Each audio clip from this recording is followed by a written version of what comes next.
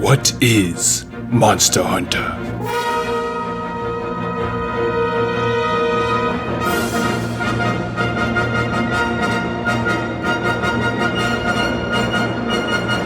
Beginning in 2004 on the PlayStation 2 and hopping all over different consoles from the PSP to the Wii and 3DS, Monster Hunter is a long-running Capcom franchise with mainline games, side games, and spin-offs. You can think of it like different generations of Pokemon, with Monster Hunter World essentially being Monster Hunter 5, placing us currently in the 5th generation. The series has been ridiculously popular in Japan, with recent mainline games selling well over 1 million copies. And while the series has had its longtime dedicated fans in the West, it only truly broke into the mainstream over here with the immense success of Monster Hunter World. I personally started with Monster Hunter 4 Ultimate on the 3DS in 2015. That's right, similar to Pokemon and Street Fighter, oftentimes a new Monster Hunter game will come out, and then a year or two later an enhanced edition will come out. Monster Hunter World broke that trend with its enhanced edition being a DLC expansion, Monster Hunter World Iceborne. So don't be surprised if in a few years we either see Monster Hunter Rise Fire Death, or Monster Hunter Rise G Ultimate Edition Supreme No Pepperonis Extra Pineapple. Most of the gameplay footage for this video will be from Monster Hunter Generations Ultimate, which is a high-resolution Switch port of the Japan-only enhanced edition of Monster Hunter Generations, known over there as Monster Hunter Cross, which was an anniversary celebration game of the previous 4 generations of Monster Hunter, and itself being a 4th gen game, but not the 4th gen games. What's the gameplay? Even though its title sounds super generic like a mobile game ripoff version of something you see on an app store, Monster Hunter has the best game title ever, because its entire gameplay is described in said title. Half the game you're fighting monsters, the other half of the game you're improving your hunter to fight stronger monsters. The typical gameplay loop is thus: you walk up to the quest board and select a quest.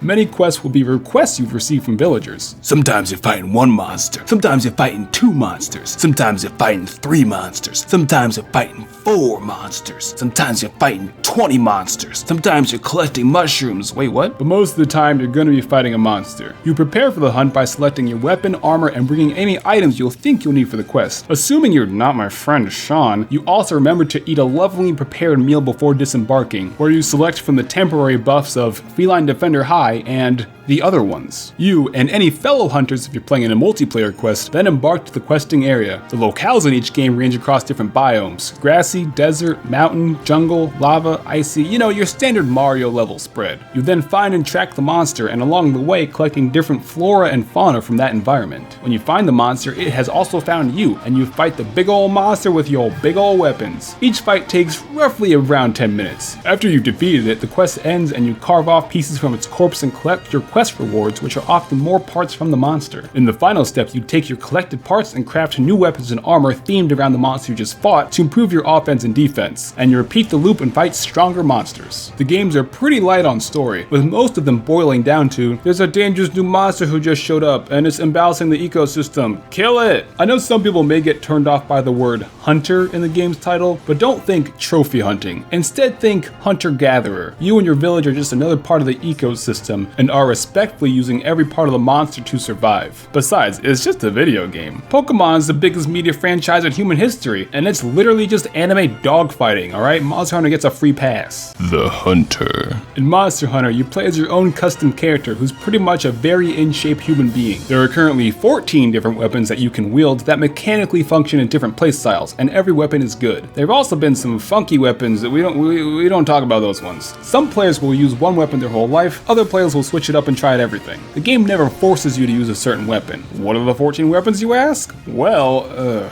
Great Sword. It's a big sword. You charge it up then swing. Long Sword. It's a long sword. You swing it and it also has the ghost powers? This is Katana. She's got my back. Her sword traps the souls of its victims. Sword and Shield. It's a small sword and a small shield. You're playing Zelda. Dual Blades. It's 2 small swords, and you go into demon mode and send them to hell. Best weapon. Hammer. It's a big ol' hammer. You hit the monster in the face with it. Hunting Horn. Similar to Hammer, except you also play songs to buff up your allies and damage your enemies. Beat them over the head with the power of music. Lance. It's a lance and a big shield. You poke, and poke them some more. It's like Facebook in 2007.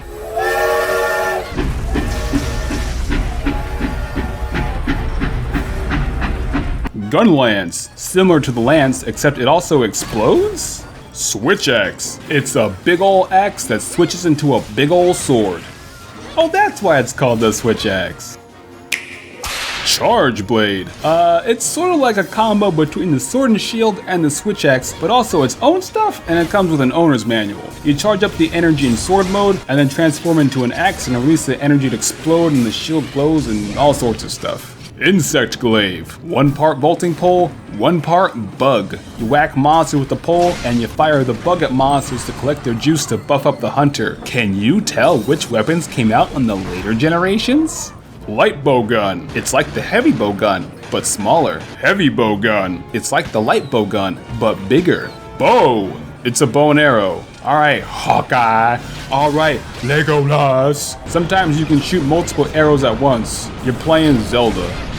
Some weapons are more technical than others, but they all have lots of depth for those who are interested. However, hit monster with weapon, do not die, is always a valid tactic. It's like Smash Brothers. Some players are doing the wall mode combo, some players, me, are just spamming Byleth down B. There's a lot of thinking and pre-planning for the more challenging quests. Weapons will often inflict elemental damage or status effects which monsters may be vulnerable to. In addition to improving your defenses, each piece of armor imbues you with passive abilities that activate during quests, so you can plan out what monsters to fight to gather what materials you need to craft for what armor abilities you want. There's also thinking about what items to bring and what strategies to execute, because on top of your main weapon, you have other items and techniques to use during battle. Here's some quick examples. You can lay down a trap to hold a monster in place like they're a weave stuck in Gorilla Glue to score some easy hits. If the monster is low on health, you can even tranquilize it to capture it alive to complete the quest. You can throw a flash bomb to blind it with the power of the Lord. This will also dunk flying monsters.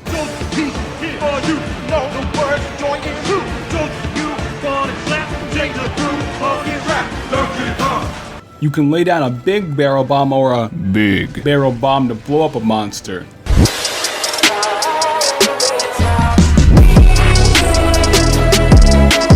You can light a fat blunt and hotbox the fighting arena to make it hard to see you. You can throw your dank mixtape at the monster to give it an aneurysm. You can leap off a ledge and hit a monster to try to mount it by straddling its back, and no, not like that!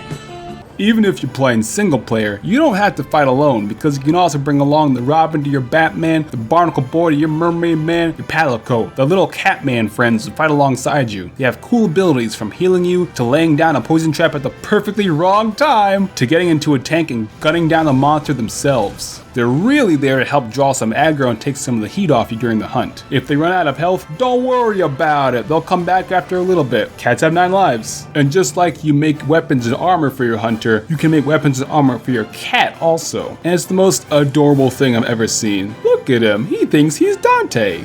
What the hell is this?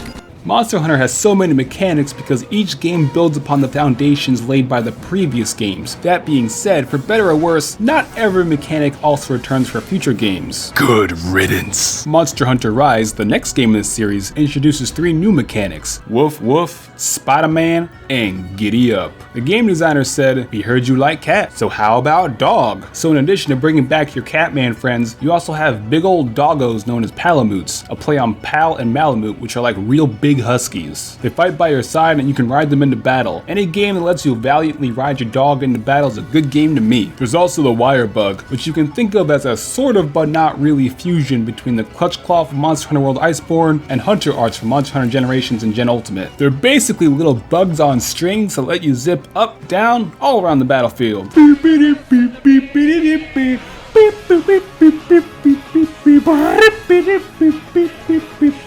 They also let you do different special attacks depending on what weapon you're using. If you hit a monster with enough silk bug attacks, then you can hop on top of it and control the monster temporarily, and have it attack other monsters, or just ram it headfirst into a wall 3 times. Yeah, I'm gonna take my mind to the Orchestra ruins. I'm gonna mount till I can't no more. The monsters. That's enough talking about the hunter, because really Monster Hunter is all about the monsters. You're mostly fighting big beasts, dinosaurs, and dragons, but the monsters are really well designed for a video game. They have 1 foot in reality, so you know what you're looking at, and 1 foot in fantasy, so you can see some cool stuff you've never seen before. You'll fight a graceful fox that attacks you by giving you a bubble bath. You'll fight a fire-breathing T-Rex that uses his tail as a sword and sharpens its tail in his mouth. You'll fight a big thunder wolf that attacks you with wrestling suplexes and goes Super Saiyan. You'll fight a big monkey that will throw parts of the map at you and goes Super Saiyan weight. You'll fight a big mountain that turns into a helicopter. You'll fight a dragon. You'll fight a dragon. You'll fight a dragon. You fight a pickle. You fight a dick. Fights will even evolve during the hunt. You'll fight a serious looking ice shark dude, and then halfway through the fight, it blows up like a balloon and tries to roll you over like it's playing Wii bowling. The final online boss in the last Switch Monster Hunter game was an ant. Just a big ant. And then halfway through the fight, it pulls a mecha out of the ground, and you have to climb up its Shadow of the Colossus style to attack it, and that's not even its final form! But don't worry, the game has a great progression system. You'll start the game with easier monsters, usually some small raptor fights leading up to a big raptor fight, and they'll gradually get more and more ridiculous, progressing from low rank quests to high rank quests to G or master rank quests, until in the post game, you're fighting the anime dragon god of life and death orbiting a black hole. It's smiting you from the sky. How do I even fight that thing? After defeating that, that's when you unlock the true end game, Fashion Hunter. Fashion. Fashion, fashion, fashion, fashion, fashion, fashion, fashion, fashion. The animation of all the monsters is really what sells it. It feels like you're fighting actual living creatures, so don't let PETA find out about this game. A monster will wind up before big attacks, roar when it gets mad at you, and limp away when it's low on health. These bouts are primarily boss fights that are challenging yet fair. While you can attack a monster at any point, you shouldn't just rush in and spam the X button. You have to stop and think about it, analyze the monster's movements and wait for an opening, then rush in and spam the X button.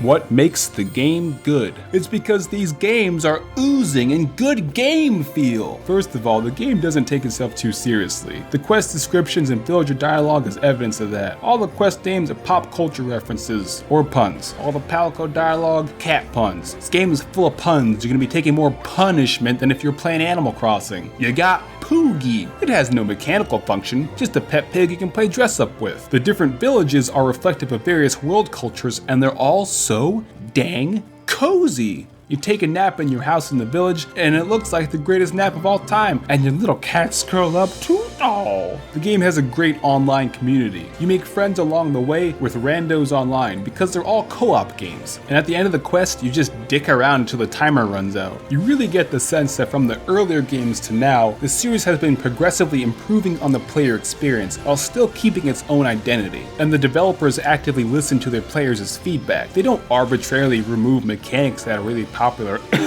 If you're just getting into the series, now is a great time. Like in Splatoon and Animal Crossing, there's tons of free periodic updates that add new quests, armor, and free in-game items to collect. Also, this series is the king of crossovers. You thought it was Smash Brothers? Nah, playa, it's Monster Hunter. You've got crossovers with like the entire left side of Marvel vs. Capcom, Mega Man, Street Fighter, Okami, Phoenix Wright, Strider, Ghosts and Goblins, Devil May Cry. This party's getting crazy.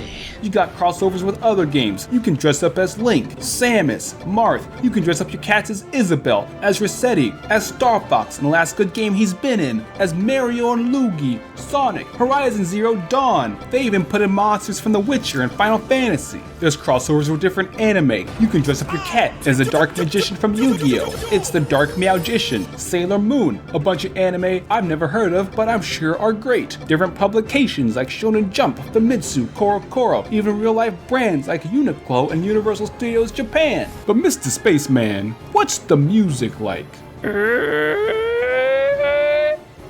It's incredible. You've got your chill, cozy songs from when you're hanging out in the village that make you feel right at home. And you've got your bombastic orchestral songs and highfalutin rock band songs for fighting monsters. A lot of the more threatening monsters will have their own theme songs that play while you're fighting them, and the themes perfectly fit the monster. Sometimes you'll be fighting one monster, and then the music suddenly cuts out because another monster shows up and its theme song starts playing, and that's when the player's like, what's happening? Oh no.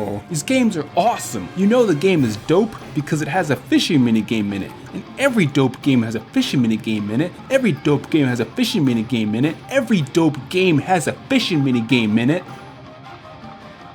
Thanks for watching. In a few days there will be a follow-up video to this one where I'll talk more about the design aspects of the series. So make sure you charge up that hammer and pound that subscribe button in the face so you'll know when it comes out. Or if you're in the future, It's out now, but it's Monster Hunter March, y'all. It's gonna be a whole lot of Monster Hunter stuff on this channel this month. If you've played Monster Hunter before, then comment below what things you really like about the series so that our new friends can have some more perspectives. Or if you're brand new to the series, comment something that looks really cool about the series. And that's it, video's over.